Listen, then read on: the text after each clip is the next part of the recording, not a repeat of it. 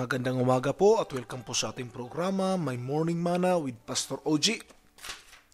Habang nakahanda po ang ating mga Biblia, ihanda rin po natin ang ating mga puso sa pagtanggap ng salita ng ating Panginoon. Buksan po natin ang ating mga Biblia sa aklat po ng Roma, Kapitulo 1, versikulo 18 hanggang 23. Aklat po ng Roma, Kapitulo 1, versikulo 18 hanggang 23. Ito po pagkasabi sa ating salin, ang pagkakasala ng sangkatauhan. Nahahayag mula sa langit ang puot ng Diyos laban sa lahat ng kalapastanganan at kasamaan ng mga taong sumisiil sa katotohanan sa pamamagitan ng kanilang kasamaan. Ang maaaring malaman tungkol sa Diyos ay maliwanag. Yamang inihayag ito sa kanila ng Diyos. Mula pa nang likhain niya ang sanlibutan. Ang kalikasang di nakikita ang kanyang walang hanggang kapangyarihan at pagka-Diyos ay maliwanag na inihahayag ng mga bagay na ginawa niya, kaya't wala na silang maidadahilan.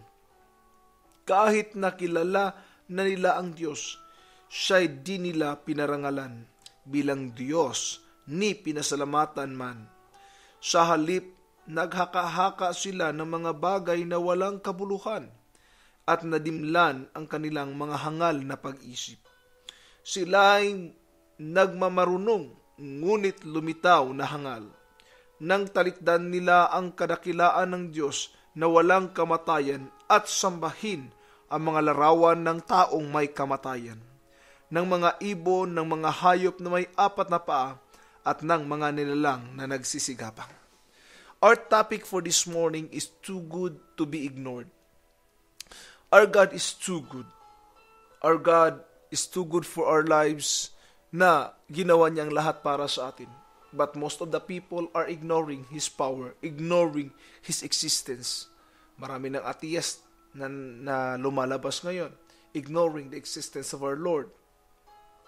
Ngunit kung ating papansinin mga kapatid, hindi rin maitatago ang katotohanan ng meron talagang Diyos na naglikha sa atin. Sabi ng Bible na nahahayag ang puot ng Diyos doon sa mga taong malapastangan. Dahil sa kasamaan nila, hindi nila napansin ang kabutihan ng Diyos. Imbis na sambahin ng Diyos, ang sinamba nila ay mga bagay ang ginawa ng Diyos. At kung titingnan natin, in-express at pinakita na ng Diyos kung sino siya. Nang likhain niya ang sanlibutan, ang lahat ng ating nakikita, ang kanyang walang hanggang kapangyarihan, maging ang kanyang pagka-Diyos, ay nahahayag na. Nasa tao na lang natanggapin at unawain ito. Ibinigay na po at pinagkaloob sa atin. Maraming mga taong nakikipagdebate patungkol sa pagiging Diyos. Sino ba talaga siya? Sabi ng Bible, nahahayag na kung sino siya. Alam natin na God, which is the creator of heaven and earth, ay nahayag sa laman, nagkatawang tao at atin pong nalalaman na siya po ay si Jesus. At nung si Jesus po ay pumailan lang sa langit, sabi niya, hindi ko kayo iiwan, sasamahan ko kayo. Sa anong paraan? Sa pamamagitan ng kanyang Espiritu, sabi niya, ako'y sasama sa inyo. So ang Diyos ay nahayag na naman ngayon sa Espiritu. Pero maraming mga taong hinihiwalay ang Ama, Anak at Espiritu at sinasabing sila ay magkahiwalay. Subalit kung titingnan na po natin, hindi po sila magkahiwalay. Siya po ay isang Diyos na hayag sa iba't ibang kaparaanan. Sinabi ito, hindi natatago ang kaparaanan ng Diyos. Hindi na natatago kung sino siya. At minsan, ini-ignore. Bakit? Dahil doon sa mga old tradition. Sila ay nagmamarunong, pero lumitaw na hangal din sila. Instead, sinasamba nila ang mga ibon, sinasamba nila ang mga hayop. They become fool. They are worshiping the creation rather than the Creator. Our God is too good to be ignored. I would rather to praise the Creator of heaven than the creation. Mas piliin pa natin ng Creator kasi siya yung may gawa. Maraming mga tao nakafocus dun sa pagpapala. Hindi alam na ang Diyos ang tagapagpala.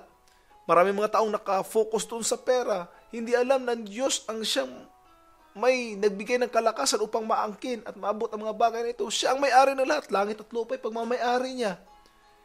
Kaya lang minsan, change focus tayo mga kapatid. God is too good to be ignored.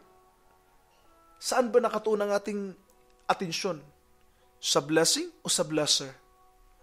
Saan ba nakatuon ang ating atensyon? Sa healing o sa healer? Sa kagalingan o sa nagpapagaling? Saan ba nakatuon ang ating atensyon? Sa supply o sa supplier? Saan ba nakatuon ang ating atensyon? Sa pagpapala lang ba?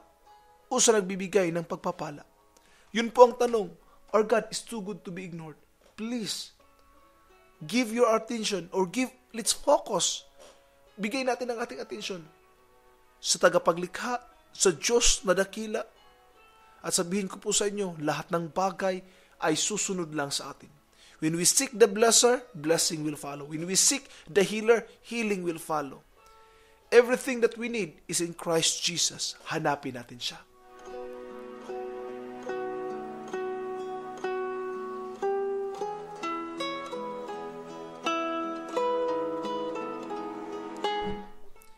Muli pong nagbabalik ang inyong lingkod para po sa ating biblical truth.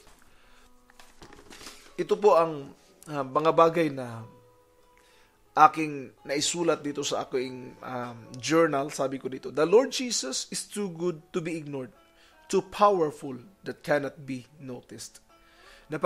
Makapangyarihan ng ating Panginoon na kahit siya makapangyarihan ay minsan hindi pa napapansin ng tao. Napakabuti ng Diyos na hindi natin lang siyang isang tabi at napakalakas na kanyang kapangyarihan na hindi natin mapapansin, no? He's so good. You can see the power of God in every creation that He made. You can notice the Lord's presence, hindi dahil nagpray tayo, but as you roam around, as you walk around, tingnan mo natin ang mga halaman, tingnan natin ang mga bagay na ginagawa ng Diyos. If we are just sensitive in the presence of God, you will be amazed, you will be in awe, you will be in wonder. Paano ginawa ito ng Lord? God is too good to be ignored. His presence is revealed in every form possible that man may recognize Him, but man choose to ignore Him. God revealed in old times in many forms, no?